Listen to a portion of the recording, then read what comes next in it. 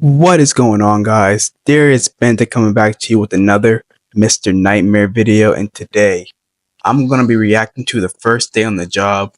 We always have, when we go to our first day on the jobs, we always get nervous and scared, but these are true horror stories that happened on the first day on the job. So, without further ado, let's just get it started. All right, guys?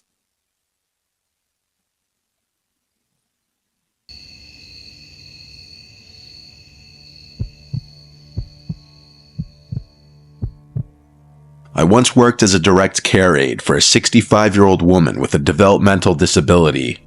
Her daughter, who was in her 40s, worked overnights, and she needed a caretaker with medical experience to watch her overnight. When I say once worked for them, I mean I literally worked once, just this night, and you're about to hear why I never went back. The 65-year-old woman's name was Martha. Her daughter's name, who contacted me, was named Colleen. It's possible Colleen didn't have any other family to watch her and didn't want to or couldn't afford to put Martha in a nursing home. Or it was possible that she felt more comfortable hiring somebody with some form of experience to watch over her. At the time, I was already... Let me tell you. Me personally, I would never ever, want to do that kind of job because you never know who you're watching. You know what I mean? You never know who else you're going into. You never know what they're about. So, right off the bat, no, I wouldn't. Yeah, no, I wouldn't do that. But anyway, let's see what happens. direct care worker for two other women who suffered some forms of developmental disabilities, so I had experience. But nothing prepared me for that night. Colleen left for work. Earlier that day, I worked my first job, so I was really pushing my body to exhaustion, trying to make as much money as possible. Colleen had introduced Martha and I. Martha had given me a smile before Colleen brought her upstairs to her bedroom for the night. It was around 9 p.m. Colleen told me that Martha would sometimes walk around the house at night acting confused, and I'd need to calm her down and bring her back to her room. She specifically addressed this not to be a form of sleepwalking when I asked. She said it's one of the symptoms of her mother's dementia. I told her to rest assured that I'd know how to handle it. I spent my time initially in the living room catching up on my show. Yeah, see, I kind of already have an idea of what's gonna happen. This doesn't look good. Does not look good at all. Especially dealing with patients with dementia. There's no telling what they can do. You know what I mean? I never had to deal with it personally, but I know it's something very difficult. And I don't know what I would do. But anyway, let's see what happens. These jobs aren't super glamorous, and for the most part, it is a lot of sitting around. I heard footsteps from upstairs. I went to the stairway and looked up the stairs, then called Martha's name, asking if she needed anything. She didn't answer. I heard her footsteps go back to her room, and then the door closed. Maybe she went to the bathroom. I went back to the living room and watched some more TV. It was maybe an hour later that I got up to grab my sandwich that I brought from the fridge. As I left the kitchen with a plate and my sandwich to go back to the couch, I nearly had a heart attack and dropped the plate when I saw Martha standing at the doorway. Glass shattered everywhere. I apologized to her. Guys, tell me why I jumped when the plate dropped. I might have been there, and I literally jumped when the friggin' plate dropped. That's terrible. That's bad. And asked if she was okay. She started yelling at me, "Who are you?" I reminded her who I am. I'm her direct care worker here to make sure she's okay. Everything she said at this point was in a loud scream. "Why are you here? I don't know you," things of that nature. I reminded her that we had just met, and that her mother Colleen hired me to watch her and the house. This seemed to work for long enough for me to get her to come back upstairs with me and to her room. I brought her up a glass of water and some melatonin and clonazepam. I made sure she took both before going back downstairs. After a few hours, I was absolutely exhausted. I had to get a couple hours of shut-eye. There was a spare bedroom upstairs with a twin-size bed where Colleen said I could rest if needed. I felt like at this point Martha was asleep for the night from the melatonin. I fell asleep within minutes, but I was asleep for only maybe an hour. It may seem like she's sleeping, but it doesn't always work out like that. Yeah, this is his first day on the job too. Like, what the heck? I woke up to a sound from downstairs. It was this repeated slamming. Every 1 to 2 seconds, something from downstairs was being slammed. I jumped out of the bed. I had left the bedroom door open so that I'd hear anything if Martha got up. Case in point right here. When I got to the stairs, I realized the slamming was coming from the kitchen. I walked down the stairs in as quick of a speed as I could while still remaining quiet. Getting to the bottom, I peered around the opening to the kitchen, and what I saw was like a scene from a scary movie I'd seen before. I saw Martha in the darkness, standing in front of the oven, repeatedly opening it and slamming it shut. It was horrifying. When I say I saw Martha, I really only saw her silhouette. It was that dark in the kitchen. I said Martha really loudly, and she stopped. Martha. I'm sorry to tell you. That ain't Martha. Holy smokes. Why is my eyes watering? Anyway.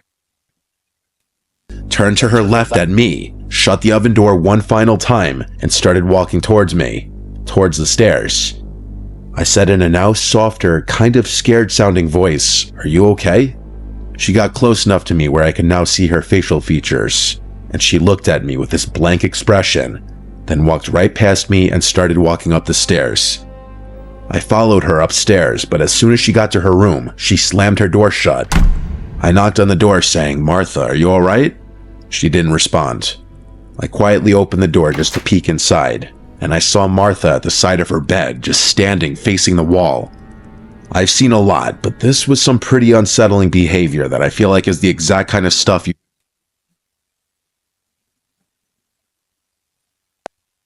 Like, I'm just not gonna deal with that. Me personally.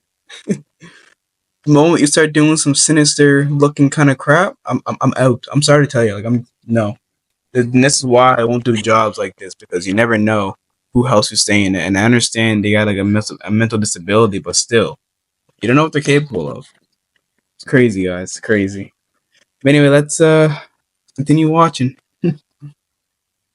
in some scary movies like I mentioned before. I walked over to her and gently eased her into the bed. When she was laying down, I covered her, and for what I was hoping would be the final time, I said goodnight, Martha, and shut her door. I went across the upstairs to the spare room and went back to bed.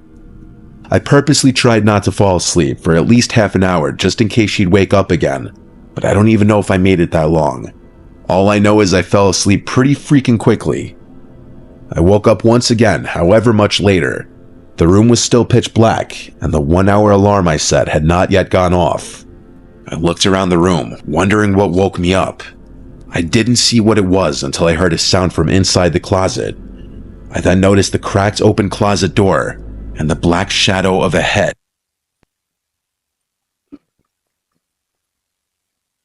Get the hell out of there! Get out of there! What? God, I don't know if you can see on camera, but my eyes are watering a little bit. Like, Peeking out of the closet. Again, I almost had a heart attack. I said, Martha. She didn't answer. I kept saying Martha a bunch of times until she pushed the door open and I saw her approaching the bed slowly. She started saying what she was saying hours ago again. Who are you? I don't know you. As she got closer, I tried calming her down, reminding her who I am. I reached for the lamp next to the bed and fumbled with it until it turned on. Martha was holding a huge kitchen knife in her hand. At this moment, everything changed. Martha was now...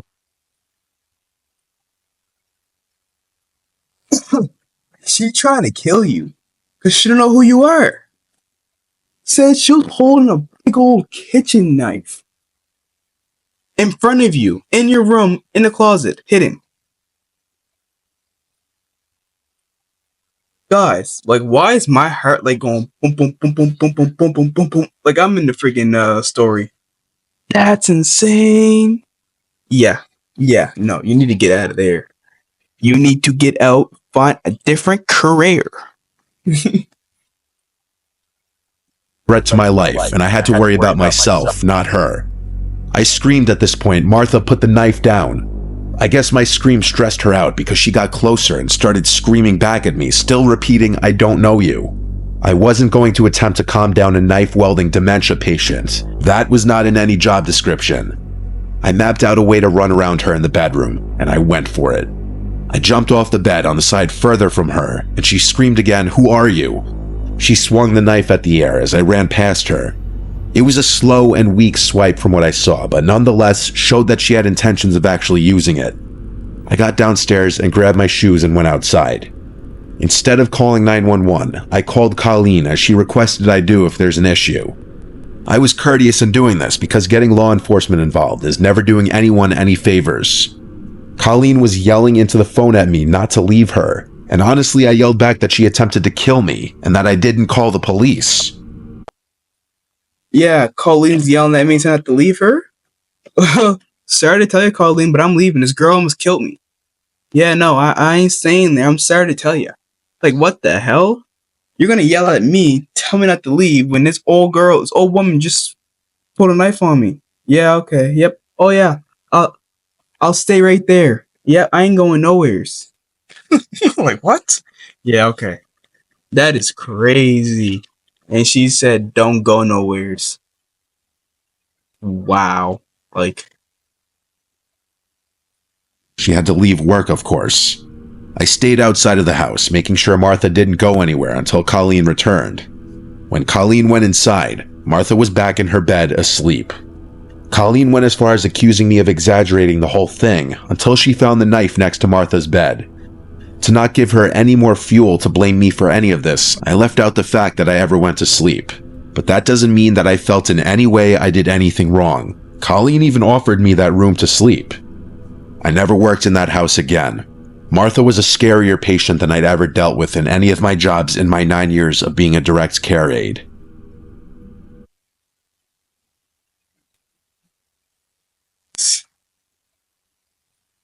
are you serious right now?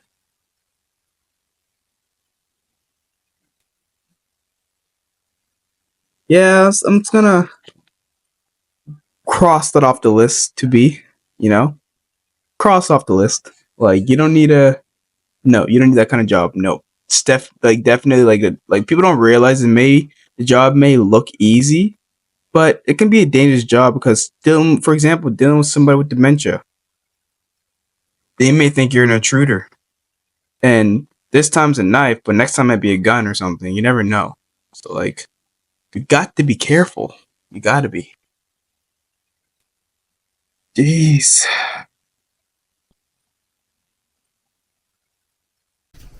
Little outfit change, but thank you guys so much for tuning into this reaction video to Mr. Nightmare. If you guys want to see more, make sure you hit that subscribe button and put down in the comment section which video you want me to react to next. Just make any kind of recommendations and I'll react to any videos that you guys want. Just drop it down in the comment section. Alright guys, so thank you so much for tuning in, and peace.